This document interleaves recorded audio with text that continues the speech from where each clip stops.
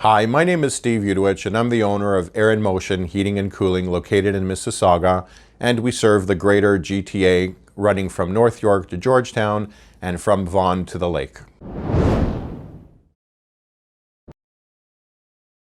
Today what I'd like to talk about is central air conditioning systems for your residential home. There are a couple of choices that you can consider. Number one is a conventional air conditioning system, which has a compressor outside your house and a coil above your furnace. The second one, for customers that do not have a duct system, we have ductless air conditioning systems, which cool homes that are mainly heated by boiler systems or hot water tank systems. And then the third one is an attic system, which is installed in the attic and the compressor is installed outside.